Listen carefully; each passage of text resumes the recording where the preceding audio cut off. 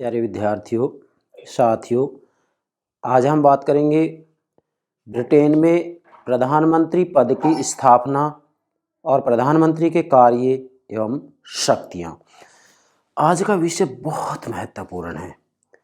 Dear students, सभी प्रकार की प्रतियोगिता परीक्षाओं में प्रधानमंत्री के संदर्भ में अर्थात ब्रिटिश प्रधानमंत्री के संदर्भ में भाई एक दो प्रश्न निश्चित रूप में पूछे जाते हैं। कारण कि वास्तविक रूप में प्रधानमंत्री पद का जो उद्भव हुआ है वह ब्रिटेन में ही हुआ है।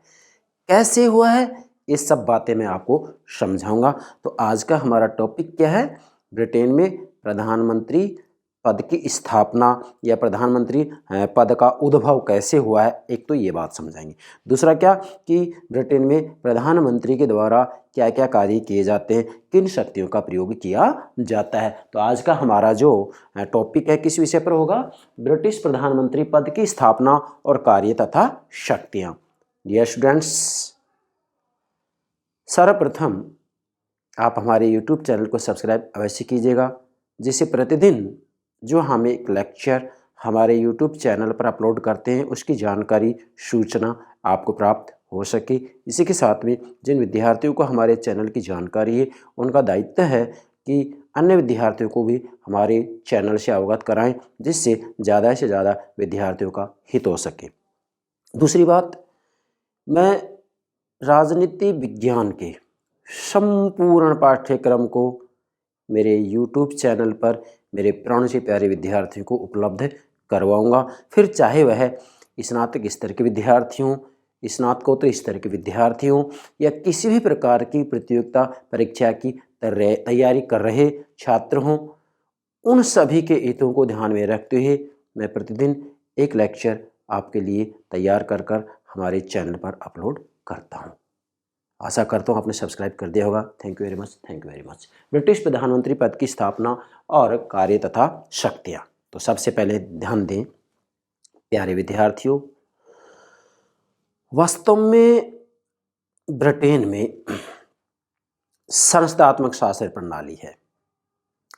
सभी संसदों की जननी है ब्रिटेन, सभी संविधानों की जननी है, मंत्रिमंडल की जननी भी ब्रिटेन ही है। प्रधानमंत्री पद का जो जन्म हुआ है वह भी ब्रिटेन में ही हुआ है।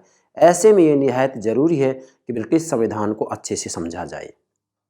अच्छा, इसके बाद में जब संसदात्मक शासन प्रणाली है वहाँ, तो ये भी निश्चित है कि संसदात्मक शासन प्रणाली में कार्यपालिका के दो भाग होते हैं। मतलब कार्यपालिका दो भागों में विभक्त होती है। एक नाम मात्र की कार्यपालिका या नाम मात्र का कार्यपालक, दूसरा वास्तविक कार्यपालिका। ब्रिटेन में नाम मात्र का कार्यपालक कौन है? राजा है। और वास्तविक कार्यपालिका कौन है? ब्रिटेन का मंत्रिमंडल है। और मंत्रिमंडल का प्रधान कौन है? प्रधानमंत्री है। मतलब यहाँ मंत्रिमंडल का जो प्रधान है वो प्रधानमंत्री है और यह प्रधानमंत्री वास्तविक रूप में मंत्रिमंडल का नेतृत्व करता है। और जो ये मंत्रिमंडल है वह वास्तविक कार्यपालिका है। राजा के नाम पर सभी प्रकार की कार्यपालिका शक्तियों का प्रयोग मंत्रिमंडल के द्वारा किया जाता है, जिसका नेतृत्व प्रधानमंत्री करता है, जिसका मुखिया या प्रधानमंत्री होता है। तो आज हम प्रधानमंत्री के ऊपर ही चर्चा कर रहे हैं।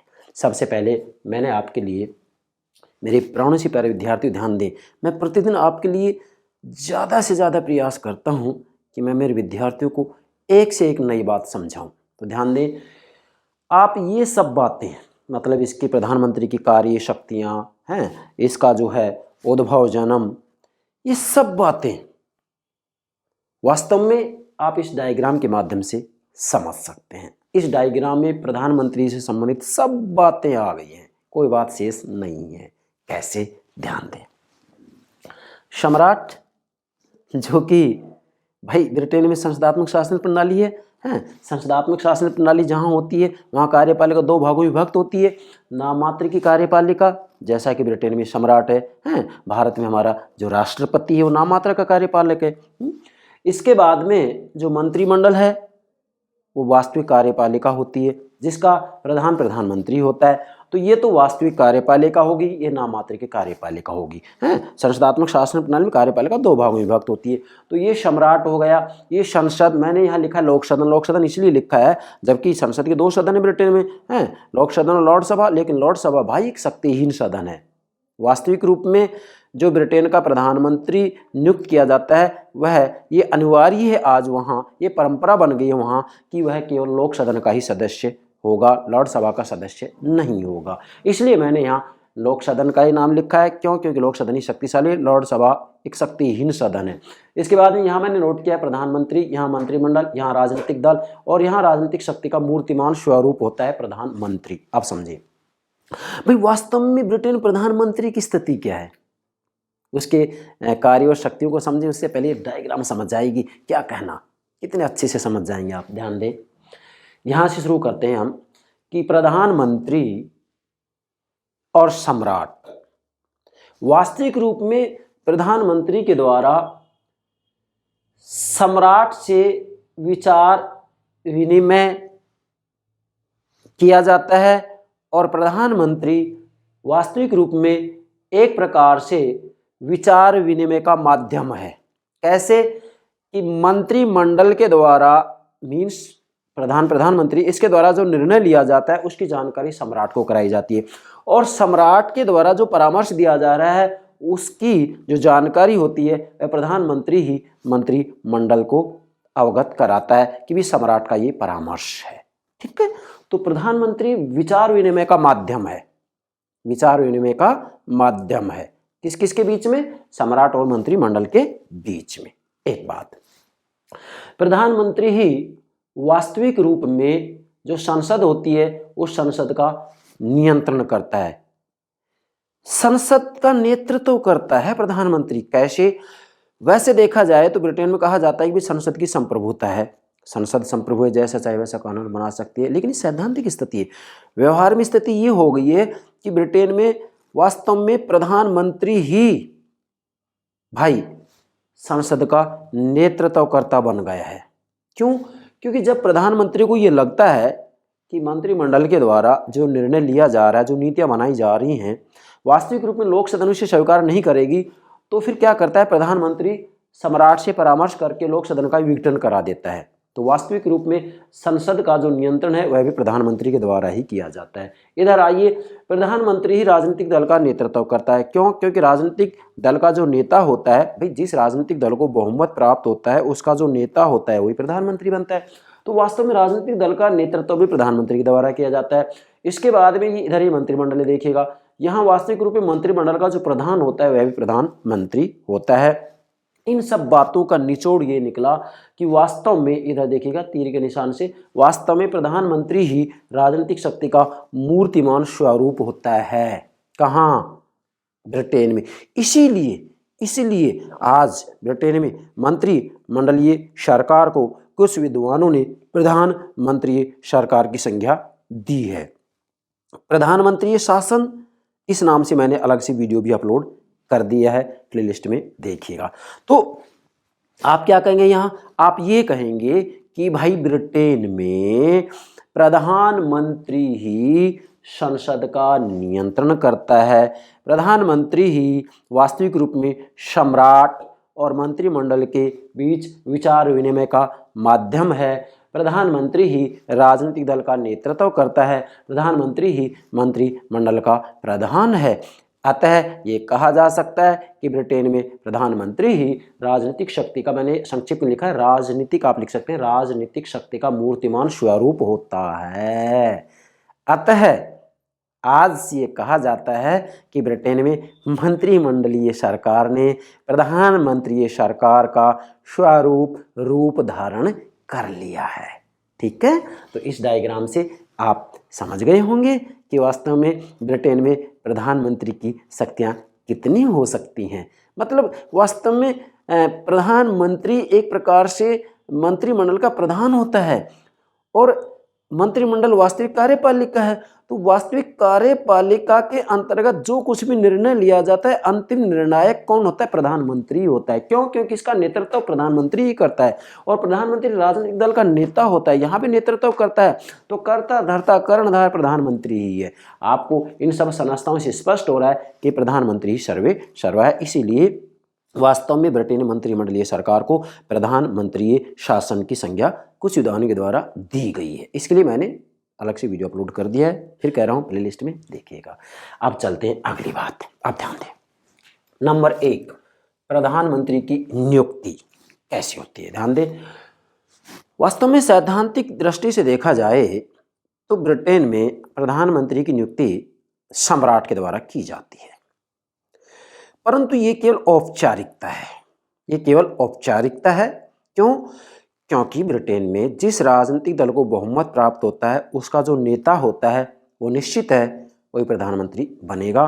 तो प्रधानमंत्री की नियुक्ति में सम्राट केवल एक औपचारिक भूमिका निभाता है। सम्राट का वास्तविक रूप में कोई रोल भूमिका नहीं होती है, क्योंकि पूर्व निश्चित है राजनीतिक दल का जो नेता होता है, मतलब जिस राजनीतिक दल को बहुमत मिलता है, बहुमत प्राप्त होता है, उसका जो नेता होता है वो ही प्रधानमंत्री बनता है। अगर किसी का नेता निश्चित नहीं है तो राजनीतिक दल वास्तविक रूप में सबसे पहले अपना नेता चुनते हैं और फिर जिस राजनीतिक दल को बहुमत मिल जाता है उसका जो नेता होता है वो प्रधानमंत्री बनता है। तो वास्तविक रूप में यहाँ सम्राट की जो भूमिका होती है प्रधानमंत्री को नियुक्त करने में वो महत्वपूर्ण नहीं होती है, केवल नाम मात्र की होती है। क्यों? क्योंकि वास्तविक रूप में पहले से तय हो चुका है कि प्रधानमंत्री कौन नियुक्त होगा, जो राजनीतिक दल का नेता होगा।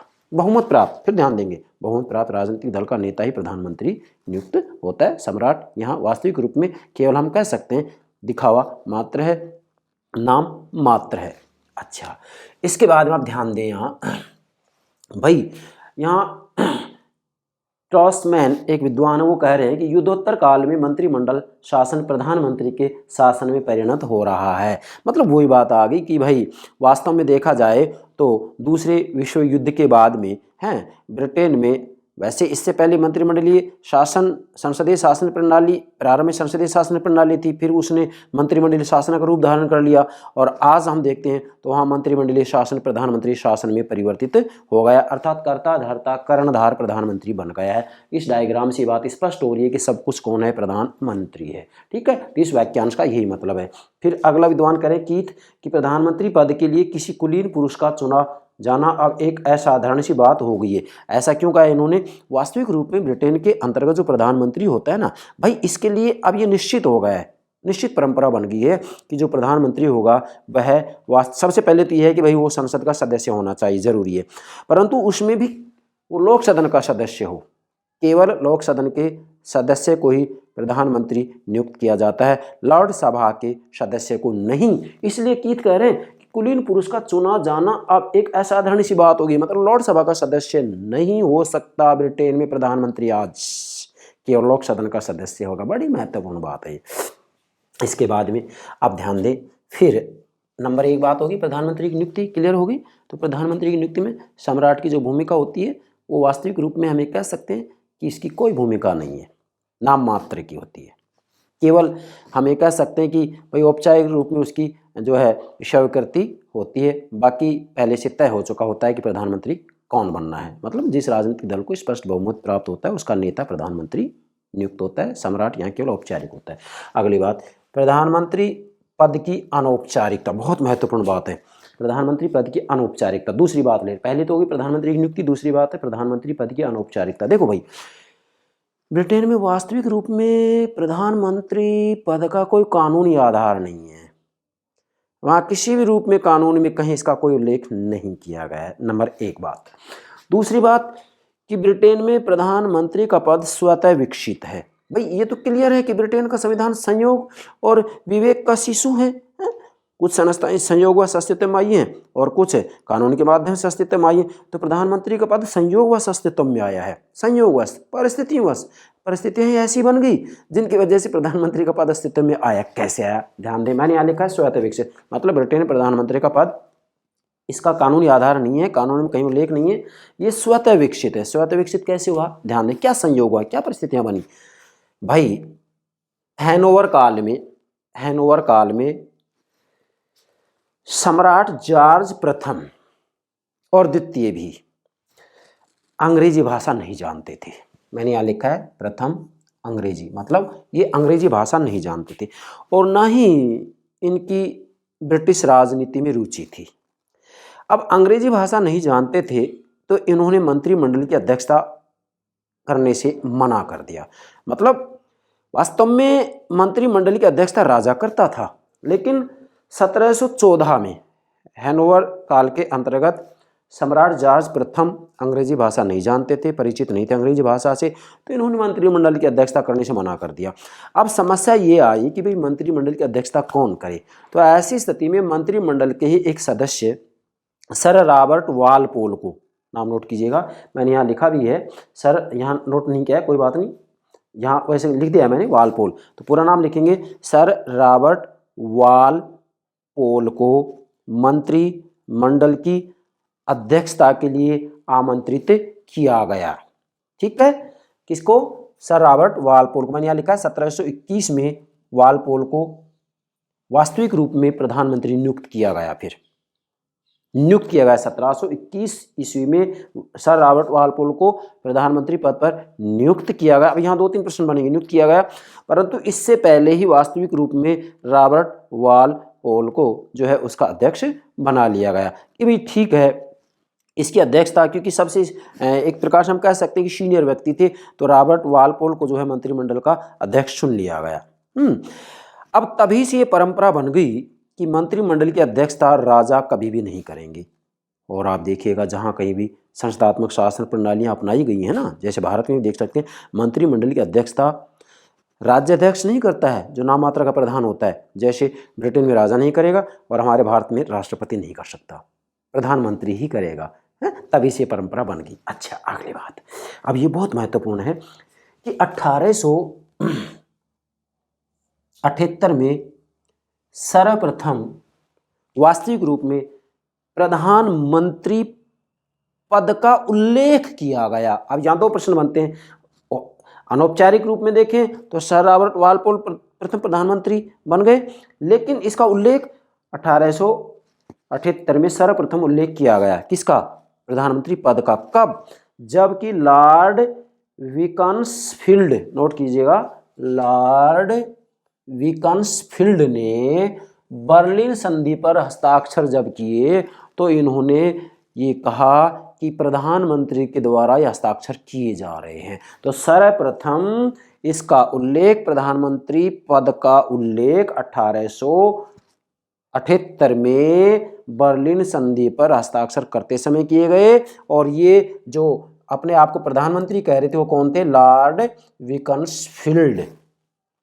अनौपचारिक रूप में सर रॉबर्ट वालपोल प्रथम प्रधानमंत्री माने जाते हैं, लेकिन वास्तविक रूप में पहली बार सर्वप्रथम प्रधानमंत्री पद का उल्लेख लॉर्ड बीकन्सफील्ड ने ही किया था, बर्लिन संधि पर जब हस्ताक्षर किए थे।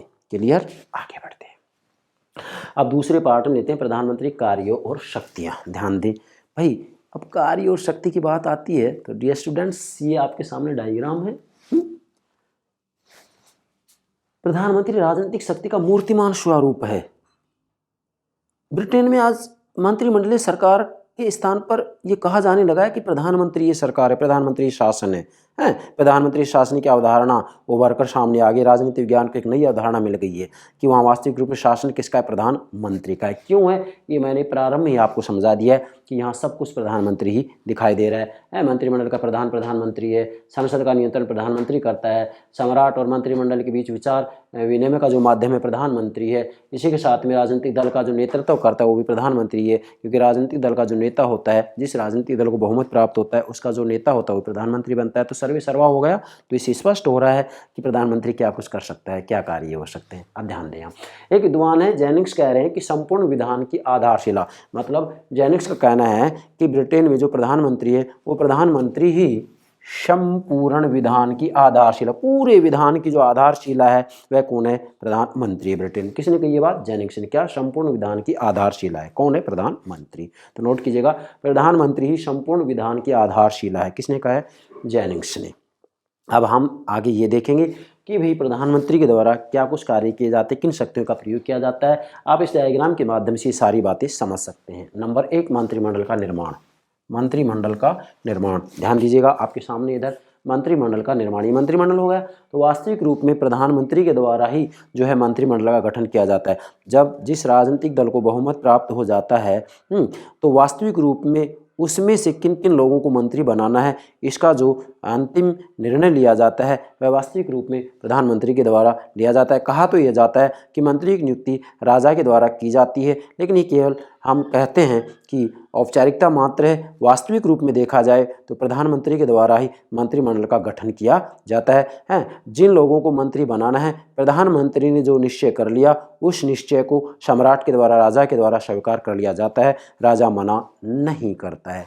तो पहला जो इसका कार्य शक्ति होगा वो होगा मंत्रिमंडल का निर्माण। मंत्रिमंडल का निर्माण कौन करता है? प्रधानमंत्री करता है। ठीक है, अगली बात है मंत्रिमंडल का कार्य संचालन। दूसरा है मंत्रिमंडल का कार्य संचालन। वास्तविक रूप में मंत्रिमंडल का जो कार्य संचालन किया जाता है प्रधानमंत्री के द्वारा किया जाता है। भाई मंत्रिमंडल की बैठकें कब कब होनी है, कौन सा विधेयक किस समय प्रस्तुत किया जाना है, कौन सा विधेयक पहले प्रस्तुत किया जाना है, कैसी नीतियां बनानी है, ये सब कुछ कौन तय करता है? प्रधानमंत्री तय करता है। इसलिए बिंदु बन रहा है मंत्रिमंडल का कार्य संचालन। इसका कार्य संचालन भी कौन करता है? प्रधानमंत्री करता है। इसलिए कहा जाता है कि मंत्रिमंडल का पथ प्रदर्शक होता है प्रधानमंत्री। मैंने यहाँ लिखा है पथ प्रदर्शक, तो आप लिखेंगे मंत्रिमंडल का पथ प्रदर्शक होता है प्रधानमंत्री। किस रास्ते पर चलना है, क्या कुछ करना है, क्या नहीं करना है, ये सब तय कौन करता है? प्रधानमंत्री करता है। यस। तीसरा है मंत्रिमंडल का अंत। आप देखो मंत्रिमंडल का अंत, वास्तविक रूप में मंत्रिमंडल के अंत की बात आती है तो यहां भी सर्वे सर्वा कौन होता है? प्रधानमंत्री। मान लीजिएगा प्रधानमंत्री को लगता है कि भाई मंत्रिमंडल के सदस्य उसकी बात को स्वीकार नहीं कर रहे, सपोज प्रधानमंत्री ने त्यागपत्र दे दिया, पूरा मंत्रिमंडल को त्यागपत्र देना पड़ेगा, डेफिनेटली दोबारा चुनाव होने फिर। और इसी के साथ में भाई प्रधानमंत्री अपने मंत्रिमंडल में जब चाहे तब परिवर्तन कर सकता है, जब चाहे तब परिवर्तन कर सकता है। किन लोगों को मंत्री बनाना है, किन लोगों को मंत्री पद से हटाना है, इसका फैसला भी प्रधानमंत्री ही करता है। माना सम्राट की भूमिका होती है, लेकिन सम्राट की भूमिका अनौपचारिक है, नाम मात्र की है। सम्राट उस सूची को स्वीकार करता है जिस सूची को प्रधानमंत्री ने बनाया है कि भाई इन लोगों को मंत्री बनाना है। सम्राट उनको स्वीकार कर लेता है, मना नहीं करता है। ठीक है, तो मंत्रिमंडल का अंत भी जो है प्रधानमंत्री के द्वारा ही किया जा सकता है। जैसा कि यहाँ एक विद्वान है लास्की, H.J. लास्की, पूरा नाम है हैरोल्ड जोसेफ लास्की, वही लास्की जिनकी सबसे महत्वपूर्ण पुस्तक है ग्रामर ऑफ पॉलिटिक्स, राजनीति का व्याकरण। ये क्या कह रहे हैं कि प्रधानमंत्री जब चाहे, क्या प्रधानमंत्री जब चाहे जैसा चाहे मंत्रिमंडल में परिवर्तन कर सकता है। किन लोगों को मंत्री बनाना है, किन लोगों को मंत्री पद से हटाना है, ये सब फैसला प्रधानमंत्री के हाथ में है। ठीक है, लास्ट की कह रहे हैं जब चाहे जैसा चाहे प्रधानमंत्री मंत्रिमंडल में परिवर्तन कर सकता है। फिर से बोल रहा हूँ, जब चाहे जैसा चाहे प्रधानमंत्री मंत्रिमंडल में परिवर्तन कर सकता है। एक और है लास्ट की, फिर कह रहे हैं कि प्रधानमंत्री मंत्रिमंडल का केंद्र बिंदु है। प्रधानमंत्री मंत्रिमंडल का केंद्र बिंदु है, होगा केंद्र बिंदु, क्योंकि ये तो इसका प्रधान है। मंत्रिमंडल का मुखिया कौन है? प्रधानमंत्री है। तो ये लास्ट की कह रहे हैं, ये दोनों वाक्यांश नोट कीजिएगा, एग्जाम में पूछा जा सकता है कि प्रधानमंत्री मंत्रिमंडल का केंद्र बिंदु है। किसने कहा है? लास्ट ने कहा है। चौथा कार्य है, चौथी शक्ति, शासन पर नियंत्रण। अब ध्यान दीजिएगा, शासन पर नियंत्रण, यस, संपूर्ण शासन पर, सभी विभागों पर पूरा नियंत्रण किसका होता है? प्रधानमंत्री का। किन लोगों की नियुक्ति, जैसे राजदूतों की नियुक्ति, अन्य व्यक्तियों की नियुक्ति, अन्य पदाधिकारियों की नियुक्ति, ये सब किस पर निर्भर करता है? प्रधानमंत्री पर करता है। कहने के लिए कहा जाता है कि सम्राट के द्वारा नियुक्तियां की जाती हैं, लेकिन सम्राट केवल अनौपचारिक होता है। वास्तविक रूप में तो प्रधानमंत्री के द्वारा तय किया जाता है कि किन लोगों को राजदूत बनाना है, किन लोगों को अन्य पदों पर नियुक्त करना है। सारा फैसला किसका होता है? प्रधानमंत्री का होता है। इसी के साथ में सभी विभागों में समन्वय का जो कार्य किया जाता है वह भी वास्तविक रूप में प्रधानमंत्री के द्वारा ही किया जाता है। इसलिए कहा जाता है कि शासन के ऊपर जो नियंत्रण होता है, संपूर्ण शासन पर जो नियंत्रण होता है भाई, वो प्रधानमंत्री का ही होता है। प्रधानमंत्री सर्वे सर्वा होता है। प्रधानमंत्री के नेतृत्व में ही वास्तविक रूप में संपूर्ण शासन का, पूरे पॉलिटिकल सिस्टम का, संपूर्ण राज्य व्यवस्था का संचालन किया जाता है। क्लियर? आशा करता हूँ समझ गए होंगे ये बात आप। देखो, आपको बेहतर तरीके से समझना है। मैं ईमानदारी से कह रहा हूँ, औपचारिकता नहीं निभा रहे हैं हम, यहाँ गंभीरता से, गहराई से आपको सब बातें समझाने का प्रयास करेंगे। अगली बात, पांचवा है परराष्ट्र संबंधों का संचालन। परराष्ट्र मतलब विदेश नीति कहते हैं इसको, ठीक है भाई। परराष्ट्र संबंधों का संचालन, देखो भाई, दूसरे देशों से संधियां करनी है तो उन संधियों के ऊपर हस्ताक्षर प्रधानमंत्री ही करता है। कहा यह जाता है कि भाई विदेश नीति सम्राट के द्वारा तय की जाती है, लेकिन वो हम कह सकते हैं केवल वो औपचारिकता मात्र है। वास्तव में प्रधानमंत्री के द्वारा ही विदेश नीति का संचालन किया जाता है। किन देशों के साथ क्या संधियां करनी है, ये सब तय कौन करता है? प्रधानमंत्री ही करता है। इसलिए वास्तविक रूप में विदेश नीति का जो संचालन किया जाता है वह प्रधानमंत्री के द्वारा ही किया जाता है। किसी भी सम्मेलन में यदि प्रतिनिधित्व करने की बात आती है तो प्रधानमंत्री के द्वारा ही वहाँ पर उसका प्रतिनिधित्व किया जाता है। क्लियर? तो अब यहाँ ज़्यादा स्पष्ट करने की आवश्यकता नहीं, आप इतना तो मुझे उम्मीद है जानते ही होंगे। परराष्ट्र संबंधों का संचालन मतलब विदेश नीति से संबंधित जो कार्य होते हैं, विदेश नीति जो तय की जाती है, वास्तविक रूप में उसका नेतृत्व करता कौन होता है? प्रधानमंत्री ही होता है। छठा है लोक सदन का नेतृत्व। अब देखिएगा, यहाँ मैंने लिख दिया ना, संसद, लोक सदन, नियंत्रण है, और यहाँ बिंदु क्या बना? नेतृत्व। वास्तविक रूप प्रधानमंत्री संसद का नेतृत्व करता है। क्यों करता है भाई? यहाँ लोक सदन में भाई ब्रिटेन में द्विदलीय व्यवस्था है, दो दलीय व्यवस्था है। एक दल को बहुमत मिल जाता है, दूसरा सत्तारूढ़ होता है, विपक्ष में बैठ जाता है। मतलब एक दल को बहुमत मिल जाता है, सत्तारूढ़ है वो, और दूसरा विपक्ष में बैठ गया, विरोधी दल है। तो वास्तव में जिस दल को बहुमत मिलता है उसकी सरकार बन रही है, मंत्रिमंडल गठन हो रहा है, और यहाँ लोक सदन उनका बहुमत है। तो मंत्रिमंडल जिस भी नीति को स्वीकार करती है, जो भी नीति तय करती है, लोक सदन समर्थन देगा। और अगर मंत्रिमंडल को लगता है कि समर्थन नहीं देगा, प्रधानमंत्री को लगता है कि लोक सदन समर्थन नहीं देगा, तो ऐसी स्थिति में प्रधानमंत्री सम्राट से परामर्श करके लोक सदन का विघटन करा देता है। तो वास्तविक रूप में संसद में कब, किस समय, कौन से विधेयक प्रस्तुत किए जाएंगे, विधेयक का क्या प्रारूप होगा, कब संसद का सत्र बुलाना है, कब समाप्त करना है, ये सब तय कौन करता है? प्रधानमंत्री करता है। इसलिए संसद का मतलब लोक सदन का जो नेतृत्व करता है वो कौन करता है? प्रधानमंत्री करता है। समझने का प्रयास करें। सातवां है मंत्रिमंडल और सम्राट के बीच की कड़ी। देखिएगा, सम्राट मंत्रिमंडल के बीच की कड़ी है प्रधानमंत्री। मैंने आपको बताया ना कि प्रधानमंत्री ही मंत्रिमंडल के द्वारा जो निर्णय लिया गया है, राष्ट्र के लिए जो नीतियां बनाई गई हैं, उनसे प्रधानमंत्री सम्राट का अवगत कराएगा।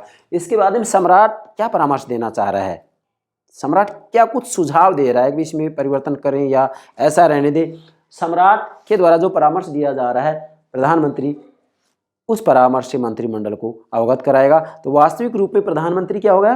मंत्रिमंडल और सम्राट के बीच की कड़ी। मैंने यहाँ डायग्राम बनाया, ये मंत्रिमंडल होगा, ये सम्राट होगा, प्रधानमंत्री होगा।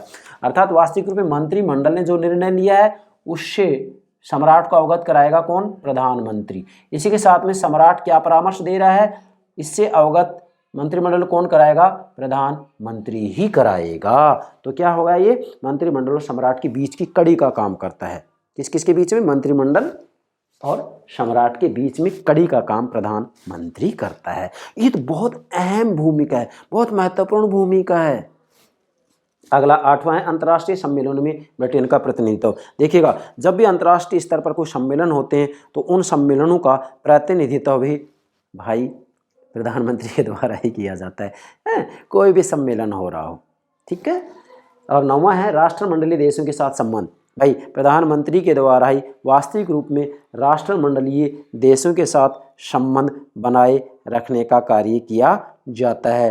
क्या कह रहा हूँ? राष्ट्रमंडलीय देशों के साथ में संबंध स्थापित करने का कार्य भी प्रधानमंत्री के द्वारा ही किया जाता है। ये बात आपको ध्यान में रखनी है। और 10वां है प्रधानमंत्री राष्ट्र का नायक। अंतिम बिंदु में सब कुछ आ गया। प्रधानमंत्री राष्ट्र का नायक है, ये देखिएगा, प्रधानमंत्री पूरे राष्ट्र का नायक है। सब कुछ आपको लग रहा है इसके अधीन ही है, सब कुछ इसके अधीन है, ये जितना जो कुछ भी है सब इसके अधीन है, प्रधानमंत्री के अधीन है। तो वास्तविक रूप प्रधानमंत्री राष्ट्र का नायक है। नायक कैसे है, क्यों बन गया है नायक, क्यों बन गया है नायक? देखो भाई, ब्रिटेन में जब आम चुनाव होते हैं तो वो आम चुनाव किसी दल विशेष के नहीं होते हैं।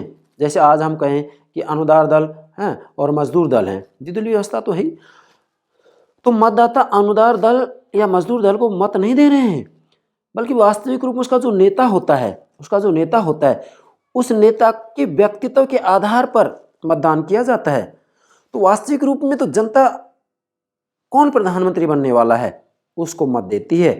तो ऐसी स्थिति में प्रधानमंत्री पूरे राष्ट्र का नायक बन जाता है। स्वयं प्रधानमंत्री को मालूम है कि मुझे मत किसने दिया है, जनता ने दिया है, मुझे ही देश का प्रधानमंत्री नियुक्त किया है, जनता ने किया है। तो डेफिनेटली प्रधानमंत्री के द्वारा खुलकर शक्तियों का प्रयोग किया जाता है और इसीलिए आज ब्रिटेन में मंत्रिमंडलीय सरकार ने प्रधानमंत्री शासन का स्वरूप धारण कर लिया है। अब देखो, मैंने यहाँ नोट किया है कि वास्तव में सामान्य निर्वाचन प्रधानमंत्री का ही निर्वाचन होता है। मतलब ब्रिटेन में जब कभी सामान्य चुनाव होते हैं तो वो दल के बारे में नहीं हो रहे हैं कि कौन से दल को विजित बनाना है, बल्कि उस दल का जो नेता होता है उस नेता के व्यक्तित्व को देखते हुए जनता अपना मतदान करती है। एक बात, अब ऐसा है तो डेफिनेटली प्रधानमंत्री खुलकर शक्ति का प्रयोग करेगा। फिर मैंने यहाँ एक कोटेशन लिखे, वैकेंट्स लिखा, लास्ट की कह रहे हैं कि इस प्रकार की चुनावबाजी से प्रधानमंत्री राष्ट्र का प्रतीक बन जाता है। मतलब वास्तविक रूप में जो चुनाव होते हैं वो आम चुनाव जो होते हैं, सामान्य चुनाव जो होते हैं, तो उसमें तो जो राजनीतिक दल का नेता होता है ना, उस नेता को ध्यान में रखते हुए जनता के द्वारा मतदान किया जाता है। तो ऐसी स्थिति में वहाँ प्रधानमंत्री ही राष्ट्र का प्रतीक बन जाता है। मतलब जनता ने जो मतदान किया है वह राजनीतिक दल के नेता के व्यक्तित्व के आधार पर मतदान किया जाता है, ना कि उस राजनीतिक दल के सिद्धांतों के आधार पर। तो ऐसी स्थिति में कहा जा सकता है कि प्रधानमंत्री ब्रिटेन का नायक है। प्रधानमंत्री ब्रिटेन में पूरे राष्ट्र का नायक है, हीरो है। क्या है? प्रधानमंत्री ब्रिटेन का हीरो है, नायक है। इससे ज़्यादा इसके लिए और किस शब्दावली का प्रयोग किया जा सकता है? ठीक है, तो ये हो गया ब्रिटिश प्रधानमंत्री पद की स्थापना और इसके कार्य तथा शक्तियाँ। आशा करता हूँ ये दोनों बातें आप अच्छे से समझ गए होंगे। Thank you very much.